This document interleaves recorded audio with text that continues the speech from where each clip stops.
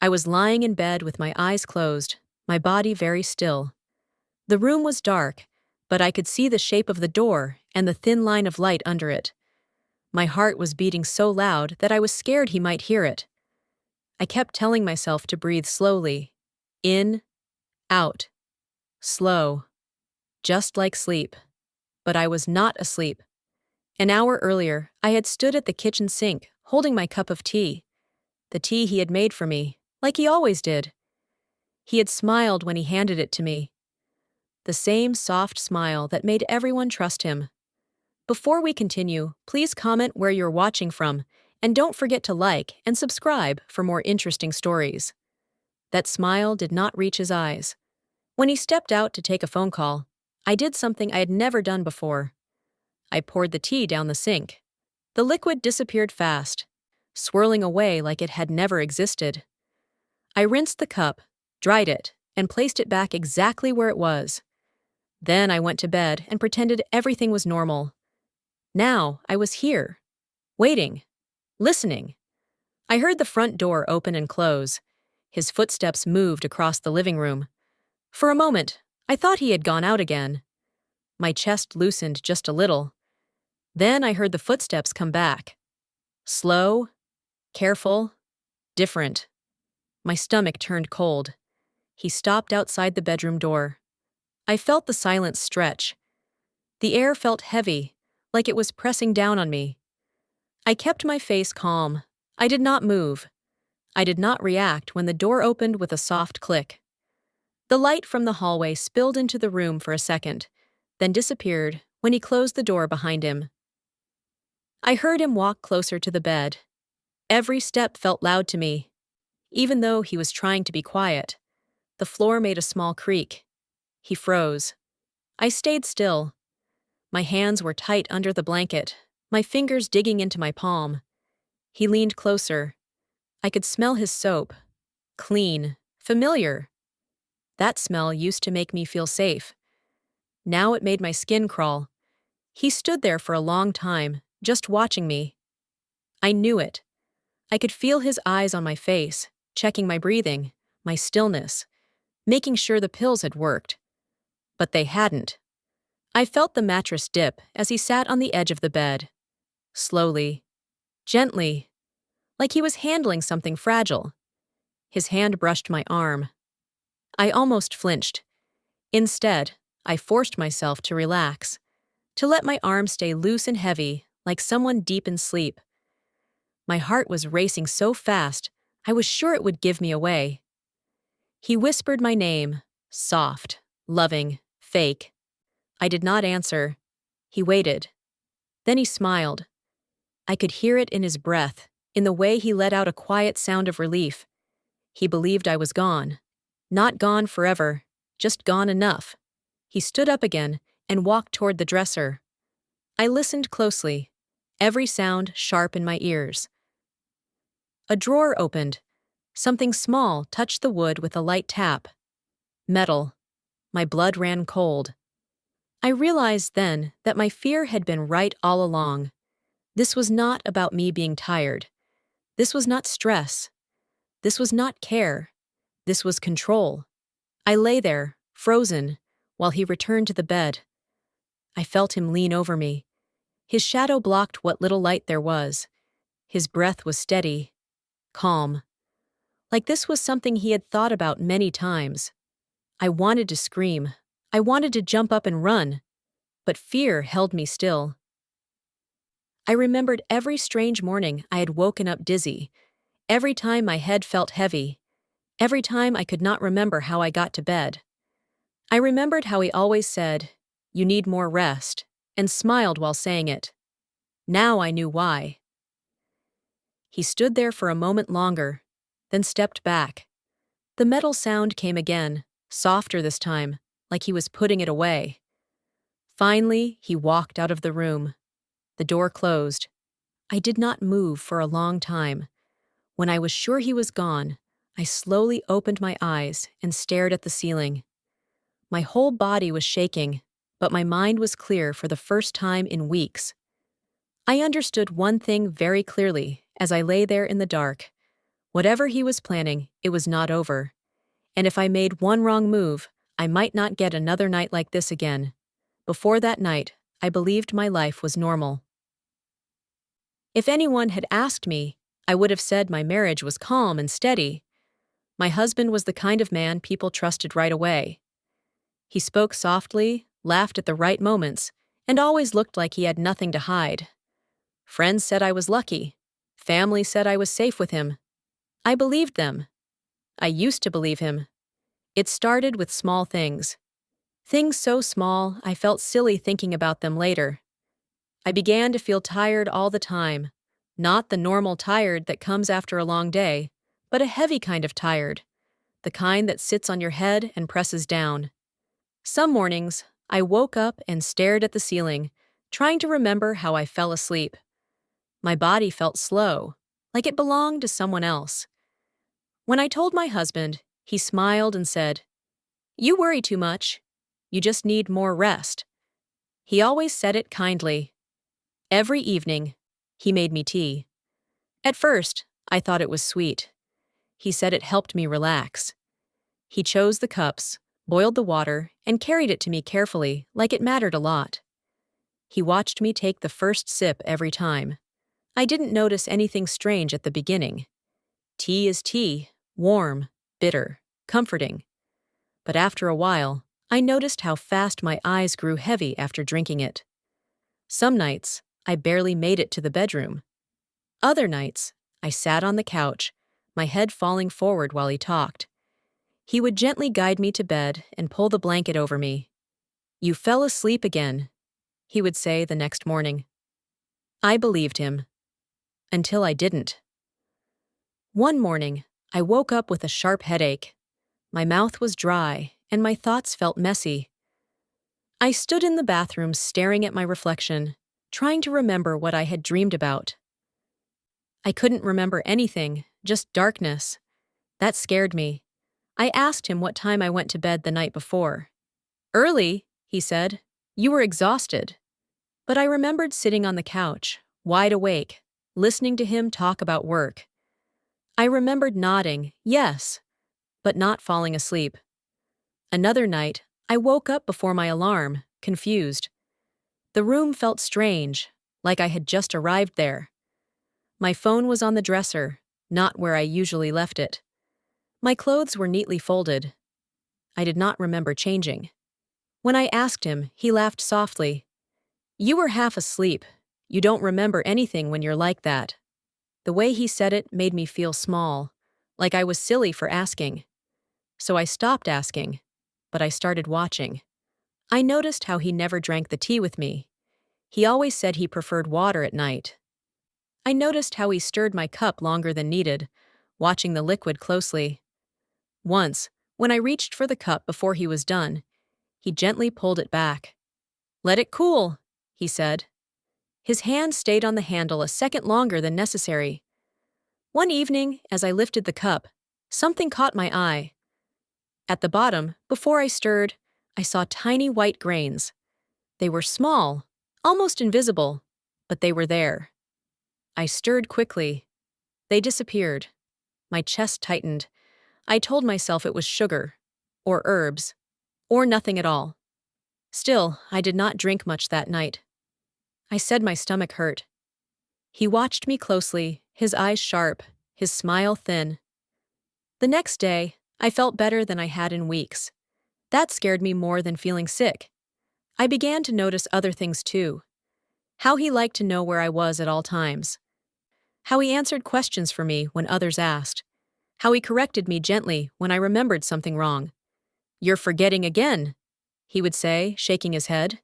"You need rest." Then came Mrs. Calder. She lived next door and had lived there longer than anyone. She moved slowly and spoke carefully, like every word mattered. One afternoon, she stopped me while I was checking the mail. "You look pale," she said. "Are you sleeping enough?" Her eyes studied my face like she was putting pieces together. I laughed it off and said I was fine. She didn't smile back. "Just be careful," she said. "Sometimes being tired is not just being tired." Her words stayed with me all evening. A few days later, I met my old friend Nora for lunch. She looked at me for a long moment before speaking. "You don't seem like yourself," she said. I asked her what she meant. "You drift," she said gently, "like you're not always here." I wanted to tell her everything. I opened my mouth, then closed it again. I felt foolish. How could I explain a feeling, a fear with no proof? So I said nothing. That night, my husband made tea again. I watched him from the table, my heart beating faster than usual. I noticed how careful he was, how he blocked my view of the cup for just a second too long. When he handed it to me, his fingers brushed mine. "Drink it while it's warm," he said. I raised the cup to my lips and pretended to sip. I let the liquid touch my mouth, but did not swallow.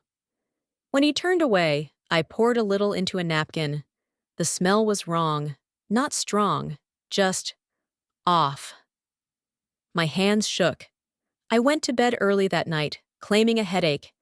He followed, watching me lie down. He stayed until my breathing slowed, or until he thought it did. I lay there awake, staring at the dark.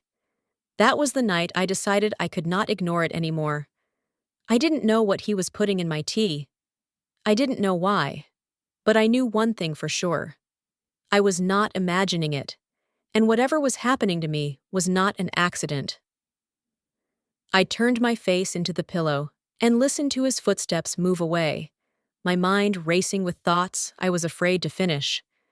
Something was very wrong in my home, and I needed to be careful because trusting him had already cost me more than I realized. After that night, I stopped seeing my home as a safe place. Nothing had changed on the outside. The walls were the same. The furniture sat where it always had. My husband still smiled, still asked if I was feeling better, still spoke in that calm voice everyone trusted. But inside me, something had shifted. I became careful in ways I had never been before. I paid attention to time. I paid attention to how my body felt before and after meals. I started writing small notes on my phone. Things I felt, things I remembered, things that felt strange. I hid the notes deep inside a folder and locked my phone. Some days, I felt almost normal, clear, awake. Those were the days I avoided the tea. Other days, when I drank even a few sips, the fog returned. My head felt heavy. Sounds felt far away. I moved slower, like I was walking through water. The pattern was there. I just needed proof. I decided to see Dr. Hale. I told my husband I wanted a checkup because I was tired of feeling weak. He agreed too quickly. He even offered to come with me, but I said I wanted to go alone. For a second, his smile slipped. Just for a second.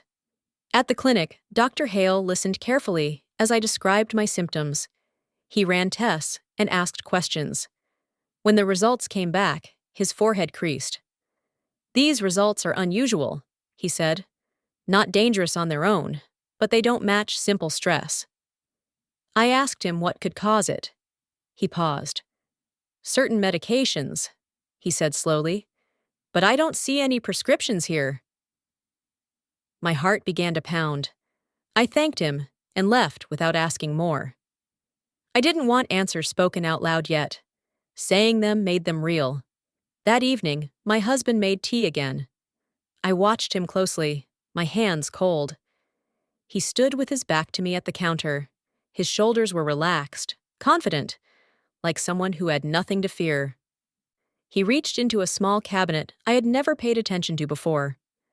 My breath caught. I pretended to check my phone while watching his reflection in the glass. I saw his hand move. I saw him drop something into my cup.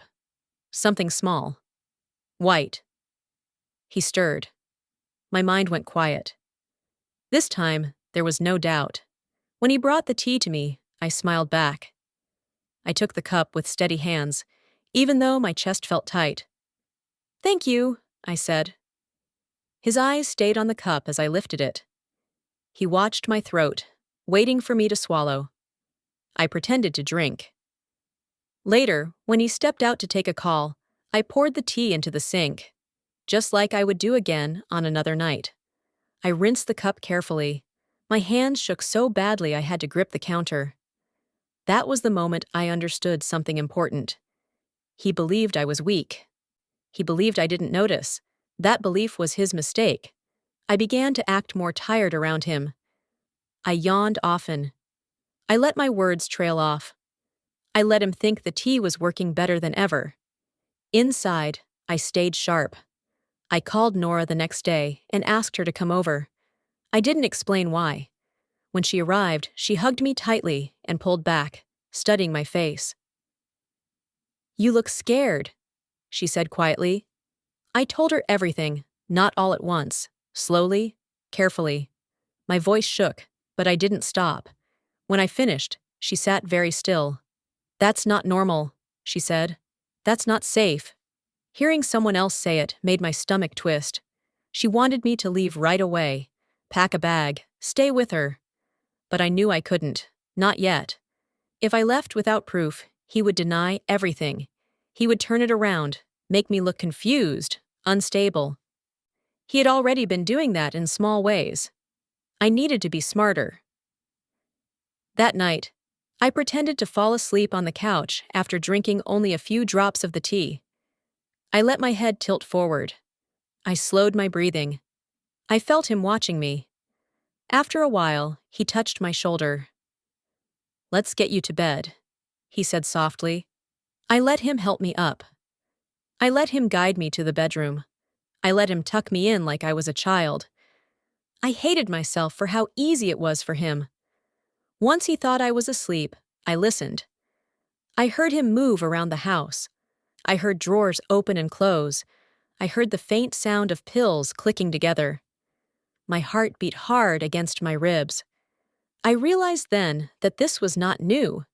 He had practiced this. He was comfortable. That night, I didn't sleep at all. The next morning, I felt clear. Too clear. My fear had burned away the fog. He noticed. "You seem better today," he said, watching me closely. "I slept well," I replied. His eyes narrowed slightly, like he was doing math in his head. That evening came faster than I wanted. Dinner passed quietly. The tea came after. I took the cup. I smiled. I said thank you. When he stepped out of the kitchen to answer his phone, my body moved on its own. I poured the tea down the sink, rinsed the cup, dried it, and placed it back. My hands were steady this time. I went to bed and lay down. I closed my eyes. I slowed my breathing. I pretended. Minutes passed, then more. I heard the front door open and close. I thought he had left. Then I heard the footsteps again. Slow, careful, coming toward the bedroom. Every muscle in my body tensed, but I did not move. I did not open my eyes. I stayed exactly the way I knew he expected me to be. The door opened. The room grew quiet. I felt him step closer. In that moment, as I lay there pretending to sleep, one thought filled my mind, louder than all the fear. I was no longer guessing. I knew. And whatever he was about to do next would prove just how right I'd been all along. The door closed behind him with a soft click. That sound, so small and quiet, felt louder than anything I had ever heard. It told me one thing very clearly. We were alone now. Just him and me. No audience. No pretending for anyone else. I kept my eyes closed. I kept my breathing slow and deep, just like someone lost in heavy sleep. My body wanted to shake, but I forced every muscle to stay loose. I had never worked so hard to look weak. I felt him standing near the bed, not moving, just watching. Seconds passed, maybe minutes. I didn't know. Time felt strange, like it was stretching and shrinking at the same time. Then he leaned closer. I could feel his presence above me, blocking the little air that reached my face. His breath was calm and steady. He was not nervous. That frightened me more than anything else. He whispered my name again, soft, gentle, loving, the way someone speaks to a person who cannot answer back. I didn't move. He let out a slow breath, like he was satisfied, like the test had passed. The mattress dipped slightly as he sat beside me. His hand brushed my hair, pushing it gently away from my face. The touch was careful, almost kind. Anyone watching would think he loved me deeply. But I knew better now. I felt his fingers press lightly against my neck, just below my ear. He was not touching me to comfort me. He was feeling for something, checking. My heart slammed so hard I was sure he would feel it. He paused. My whole body screamed at me to run, to open my eyes, to scream for help. But I didn't. I stayed still. I let my breathing stay slow, even though fear burned in my chest. After a moment, his fingers moved away. He stood up again and walked toward the dresser. I heard the drawer open. Then I heard it. The soft, clear sound of pills touching each other. It was quiet, but in the silence of the room, it sounded sharp. Real. Undeniable. My mouth went dry. So this was it. This was how far it had gone. I listened as he took his time. No rushing, no panic. He closed the drawer gently. I heard him step closer again. He was standing over me now. I felt the shadow of his body fall across mine. The air felt thick, heavy, like it was pressing down on my chest. I focused on one thing only, staying alive through this moment. His hand slid under my pillow. I froze inside. Slowly, he pulled something out. It made a soft sound against the fabric. A quiet scrape. Metal. I had been right. Every strange morning, every lost memory, every time I felt like I wasn't fully there. None of it had been an accident. He wasn't just trying to make me sleep. He was making sure I couldn't stop him. He leaned closer, so close I could feel the warmth of his skin. His voice dropped to a whisper, low and steady. "You never listen," he said. The words cut through me like ice. He wasn't angry. He wasn't shouting. He sounded calm, almost disappointed. "You make things harder than they need to be," he continued softly. "If you just rested, everything would be fine." I realized then that he wasn't talking to me like a person.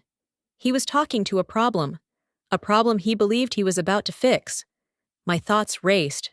I counted my breaths. I told myself again and again, "Don't move, don't react, don't give yourself away." His hand moved again. I felt the bed shift slightly. He was positioning himself carefully, like someone following steps they had practiced many times in their head.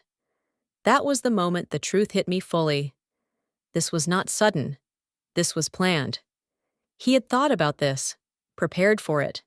The pills were only one part of something bigger. I remembered how he always insisted on locking the doors at night, how he liked to control the lights, how he said he just wanted to keep me safe. Safe from what, or from whom? I felt something cold near my arm. Not touching yet, just close enough for me to sense it. My mind screamed. I thought of Mrs. Calder's eyes, sharp and knowing. I thought of Nora's worried face. I thought of the mornings I woke up confused, not knowing what I had agreed to, what I had said, what I had signed.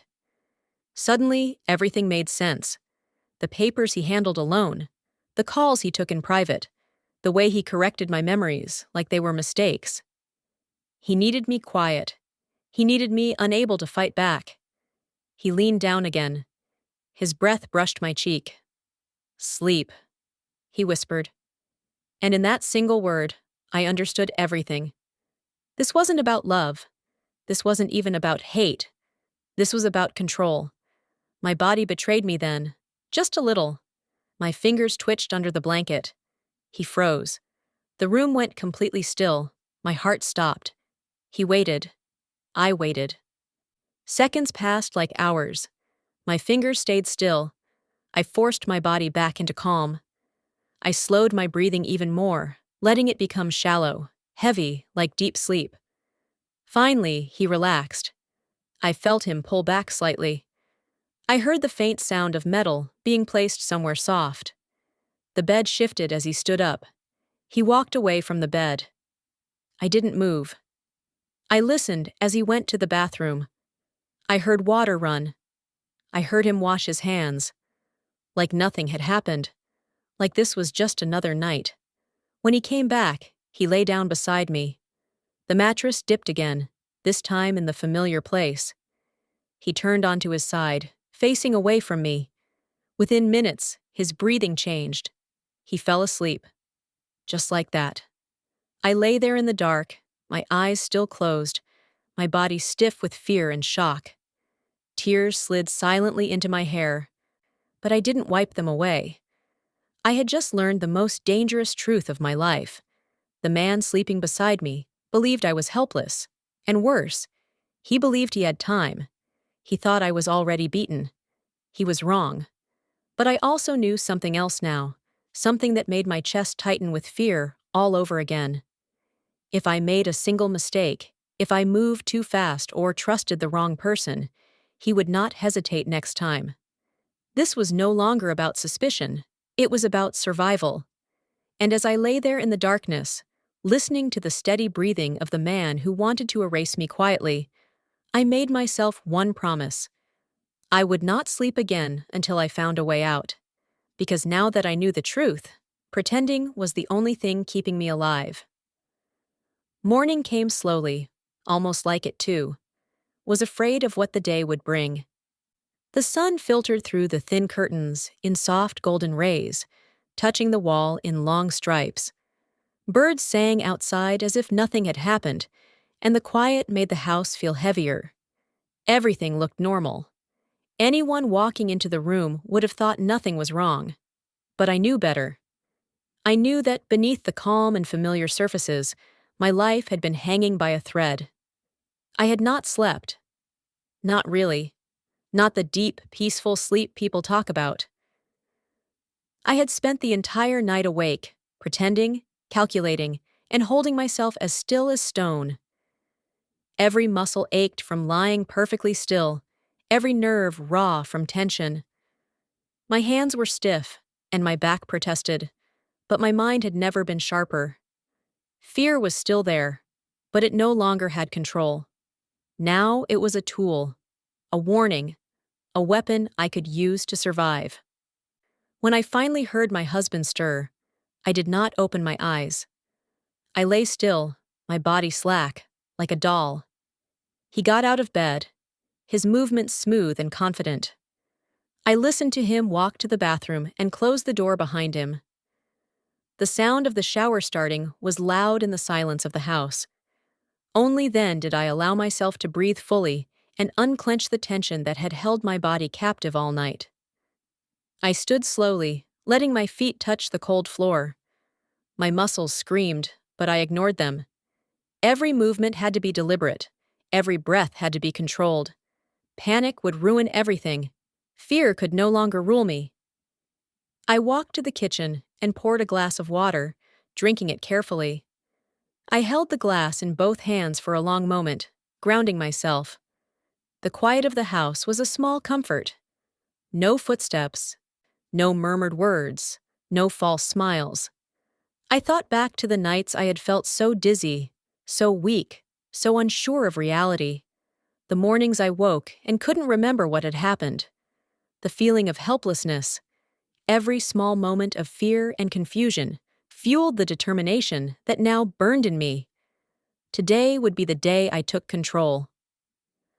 Once I felt steady, I began my careful search of the house. I moved slowly, deliberately, touching only what I intended to touch. I started in the storage room, moving aside cleaning supplies that had always been ignored.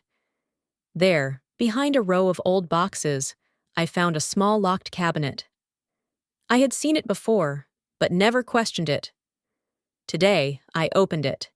Inside were pill bottles, some labeled, some not, some nearly empty.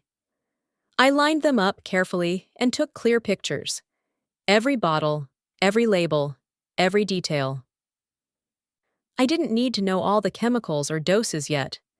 I only needed proof. Proof that what I had suspected was real. Proof that he had been planning this for months, if not years. Proof that I had been living in danger inside my own home. I moved to the bedroom. The dresser I had once thought of as ordinary now seemed sinister. I opened each drawer, examining carefully. Under the pillow lay the small metal object I had felt that terrifying night. Seeing it in daylight made my stomach twist.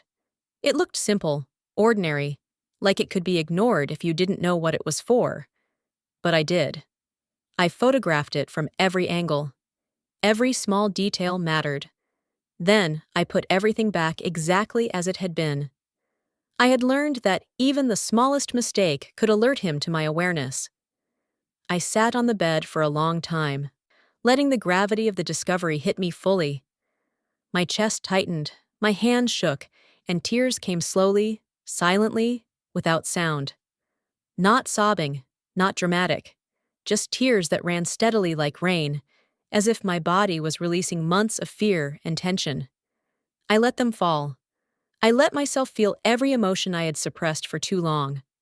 Anger, betrayal, fear, relief that I had finally found proof, sadness that I had been so close to danger for so long. Then I wiped my tears and took a deep breath. There was no time for weakness. Action was needed. I called Nora. I kept my voice steady, though I could feel my pulse racing. "I need you," I said, "but you must do exactly what I say. No mistakes." Her voice was calm but firm. "I'm listening. I'm here." Her certainty was a small comfort, a reminder that I was not entirely alone. That support gave me courage I hadn't felt in months. This was the first time in so long that I felt like I could breathe freely, even a little. Next, I went to Dr. Hale. This time, I did not soften anything. I told him everything: the tea, the lost mornings, the strange sensations, the night in the bedroom. I showed him the photos, the pill bottles, and the metal object. His face changed as he studied them. His calm doctor's mask slipped for a moment. "This is serious," he said quietly. "You were being drugged, over time. That's why your tests looked strange, why you felt dizzy and confused. You were being weakened deliberately." Saying it out loud made my heart pound, but also gave me a strange sense of control. Speaking the truth, proving the danger, was the first step toward ending it. The doctor gave instructions, offered protection, and connected me with people who could help. I followed everything carefully. I did not go home immediately. I stayed in safe places, planning each next move. The next day, my husband began to notice something was wrong. His confidence wavered. The slight tilt of his head, the way he watched me more closely than usual, gave him away. He tried to act normal, smiled as if everything was fine, and said I was confused, tired, or mistaken. But this time, I had proof. I had witnesses, medical reports, photographs, and my own clear, steady account of everything. I was no longer alone, and I was no longer afraid. When the confrontation happened, it was quiet, controlled, and precise. He was calm at first, smiling like he always did when manipulating others. But slowly, as the pills, the reports, and my voice came together, his mask cracked. The calm, charming man everyone trusted vanished. What remained was an empty stare, a hollow man stripped of control. His plan had failed. I watched him closely, noting every reaction. No anger, no pleading. Just a cold, empty acknowledgement that he had lost. That he was no longer in charge. That the carefully constructed illusion of safety and trust he had built for months was gone. The sight made my chest tighten in ways I could not have imagined. Fear was still there, but now mixed with a powerful surge of relief and strength. I had survived. I had beaten him at his own game. When he was taken away, I did not cry. I did not yell. I only watched. His eyes met mine for a brief moment, empty but calculating, as if he were still trying to measure my reaction, still trying to find a weakness.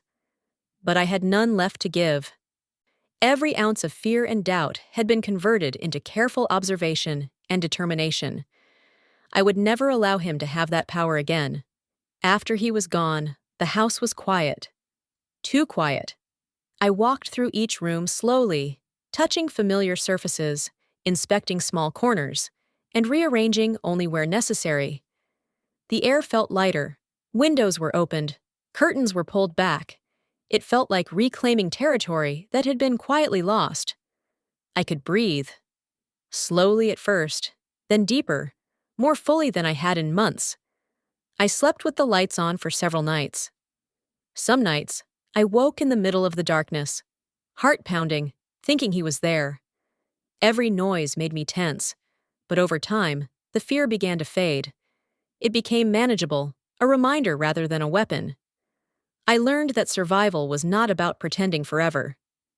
It was about knowing when to act, when to wait, and how to use fear as fuel rather than allow it to consume me. Mrs. Calder visited often, bringing small meals and quietly sitting with me. She said little, but her presence was comforting. Her sharp eyes reminded me that the world could notice danger, that some people were awake to truths others ignored. Nora stayed with me when nights were too long, too quiet, too heavy. We laughed in small moments, cried in others, and spoke of plans for safety, for moving forward, for reclaiming the life that had been stolen from me, if only for a little while. Dr. Hale checked in often, making sure the reports, photographs, and testimonies were documented and secured. I learned that safety comes from preparation and persistence, from patience and clarity of mind. That knowledge made me stronger. It reminded me that even when you feel powerless, action, even small, careful steps, can shift the balance.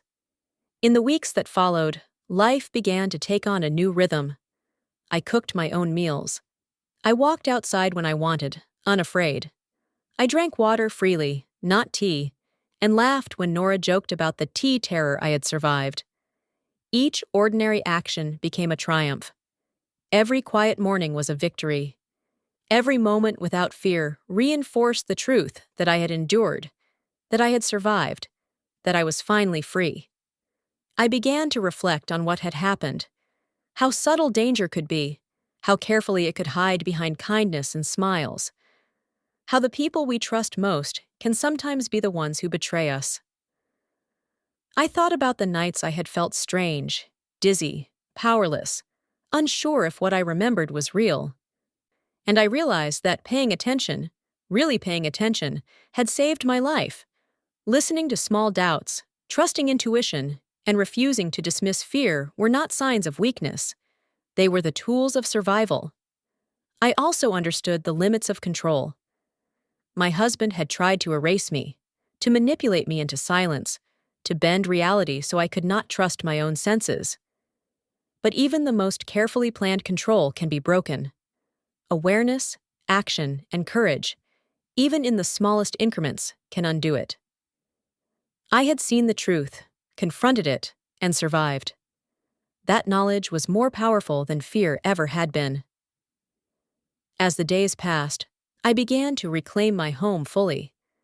I cleaned thoroughly, removed anything that reminded me of the nights I had spent trapped in fear, and arranged my surroundings in ways that made me feel safe.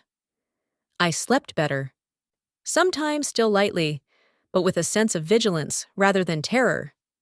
I cooked, walked, laughed, and began small routines that felt ordinary but were victories I had earned. Every act of normal life became a statement. I was here, I was present, and I was free. I also reflected on the strength of support. Nora's steadfast presence, Mrs. Calder's quiet wisdom, Dr. Hale's professional guidance, they had all been pillars that helped me rebuild.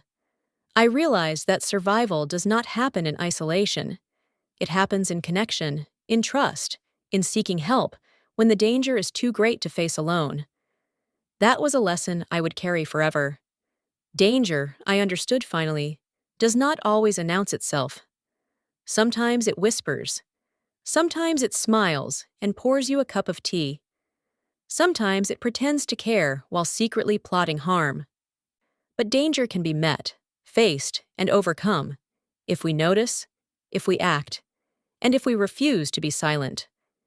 And now, as I sit quietly in my home, watching the sunlight play across the walls, I know that I am safe. Not because fear is gone, but because I have learned to move through it, to use it, and to act with clarity. Not because I am unafraid, but because I have trained myself to survive. Not because I am untouched, but because I am unbroken. When I close my eyes at night now, I do not pretend. I do not lie. I do not shrink into silence. I sleep with my eyes closed, but my mind awake, alert, and calm. I sleep because I have survived. I sleep because I have reclaimed my life.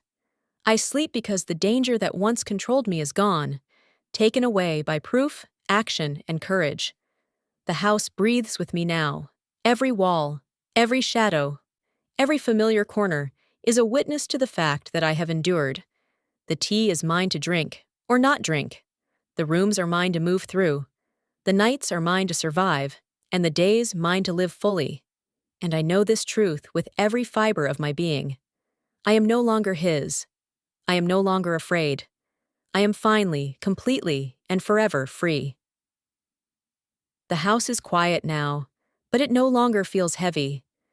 Sunlight spills across the floors, warm and golden, and I move freely through the rooms without fear. I sleep when I want, eat when I want, and drink what I choose. Every small action feels like a victory because I fought to earn it. Sometimes, I remember the nights I lay awake, pretending to sleep while he watched me. The fear still lingers in memory, sharp and bitter, but it no longer controls me. I survived. I acted. I reclaimed my life. I am surrounded by people who care, who believe me, and who helped me stand when I felt powerless. Nora checks in, Mrs. Calder visits. Dr. Hale ensures I am safe. Their presence reminds me that vigilance and trust can coexist, that life continues even after the darkest nights. Most importantly, I trust myself. I listen to my instincts, I act on my doubts, and I refuse to ignore warning signs. That lesson saved me, and I will carry it forever. I look at the cup of tea in my hand and smile. It is mine to drink, or not. It is a small reminder that my life belongs to me now. I am no longer afraid, no longer controlled, no longer silenced. I am free. Thanks for watching, and don't forget to subscribe for more interesting stories.